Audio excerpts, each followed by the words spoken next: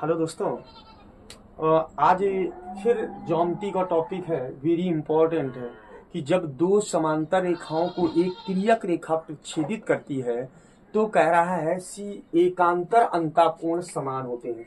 अब ध्यान से समझना क्या है कि जब दो समांतर रेखाओं को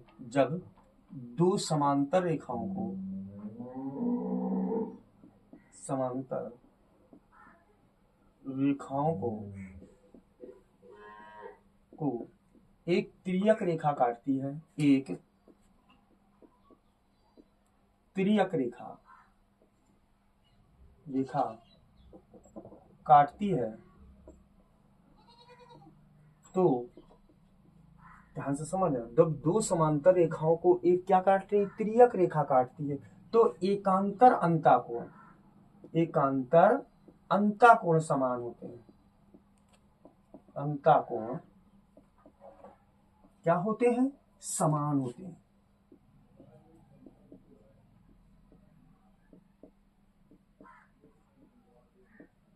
ठीक है दोस्तों, वेरी इंपॉर्टेंट टॉपिक है। कह रहा दो जब समांतर रेखाएं, अगर दो समांतर इस तरीके की दो समांतर रेखाएं हैं और उसको एक तिर्यक रेखा अगर काटे या प्रतिच्छेदित करती है, इस तरीके की एक तिर्यक रेखा अगर काटती है तो कह रहा है एकांतर अंतःकोण समान होते हैं। क्या होगा? कह रहा है एकांतर अंतःकोण समान है। ध्यान से समझना, कह रहा है जब दो समांतर रेखाओं को एक तिर्यक रेखा काटती है तो कह रहा है एकांतर अंतःकोण समान होते हैं। अब दोस्तों एकांतर अंतःकोण क्या होता है? एकांतर, ये कोण और इस कोण को हम एकांतर अंतःकोण कहते हैं, या ये कोण और ये कोण भी क्या होगा? एकांतर अंतःकोण। एकांत में अंतर, दोनों में क्या हो? अंतर हो मतलब एक इस तरफ हो और एक उस तरफ हो, तो हमें ये प्रूव करना है कि ये कोण इस कोण के क्या है? बराबर है। तो ये आपका जो टॉपिक है इसी को हम क्या लिख देते हैं बेटा? उद्देश्य। क्या लिख दिया हमने? उद्देश्य। ध्यान से समझना, ये कह रहा है कि जब दो समांतर रेखाओं को एक तिर्यक रेखा काटती है तो दोस्तों ध्यान से समझना, ज्ञात है में क्या लिखेंगे? ज्ञात है में इधर ध्यान से समझना, क्या लिखेंगे? माना ए बी व सी डी दो समांतर रेखाओं को पी क्यू एक तिर्यक रेखा यम और यन पर क्या कर रही है? काटती है।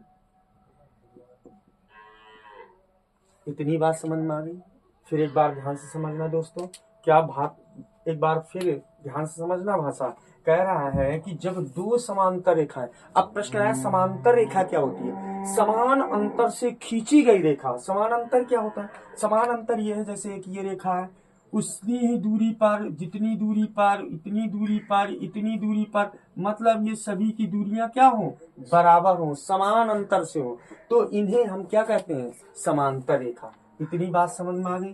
तो समान अंतर से खींची गई रेखाएं, समान अंतर से जो रेखा खींची जाती है उसे हम समांतर रेखा कहते हैं। और क्वेश्चन कह रहा है कि समांतर रेखा, अगर समान अंतर से खींची गई कोई दो रेखाएं और उनको काट दे, प्रतिच्छेदित कर रहा है, तो कह रहा है एकांतर अंतःकोण क्या होंगे? समान होंगे। तो ध्यान से समझना, अगला टॉपिक है ज्ञात है। ज्ञात है में क्या लिखेंगे? लिखेंगे ए बी व सी डी दो समांतर रेखाएं हैं, दो समांतर क्या है? रेखाएं हैं, ठीक है, जिस पर कौन सी? पी क्यू एक तिर्यक रेखा, पी क्यू एक तिर्यक रेखा, एक तिर्यक रेखा, ठीक है, कहा? यन व यम पर काटती है। इतनी बात समझ में आ गई सभी के? अगला स्टेप क्या होगा? अगला स्टेप होता है सिद्ध करना है। क्या है? सिद्ध करना है। हमें क्या सिद्ध करना है? ध्यान से समझना, हमें ये सिद्ध करना है कि ये कोण इस कोण के क्या है? बराबर है। तो हम यहाँ लिख सकते हैं कोण कौन सा? ए एन क्यू, ANQ बराबर कोण किसके हो जाएगा, PMD के, PMD के। इतनी बात समझ में आ गई। कौन सा, ANQ बराबर PMD के। एक चीज ये समझ में आ गई। दूसरा हम लिख सकते हैं BMQ, कोण कौन सा, BNQ बराबर कोण कौन सा, ये बराबर किसके हो जाएगा, इसके। तो इसको लिख सकते हैं PMC के, PMC के। इतनी बात समझ में आ गई। अब अगला स्टेप क्या है, उत्पत्ति। उत्पत्ति में ध्यान से समझना है। अब ध्यान से समझना, देखो ये एक ऋजु रेखा है। पहले मौखिक समझ ले, मौखिक जब समझेंगे तो ध्यान से समझना है, ध्यान से। ये क्या है, ऋजु रेखा है। तो ये कोण कितना होगा आपका, 180 अंश। और फिर ये कोण कितना होगा, 180 अंश। और ये कोण इस कोण के क्या होता है, बराबर होता है। क्योंकि इन कोणों को हम कौन सा कोण कहते हैं, संगत कोण। क्या कहते हैं, संगत कोण।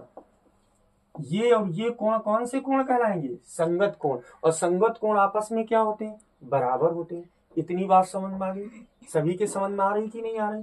फिर एक बार ध्यान से समझना, हमें प्रूव करना है कि ये कोण इस कोण के क्या है, बराबर है। ये कोण इस कोण के क्या है, बराबर है।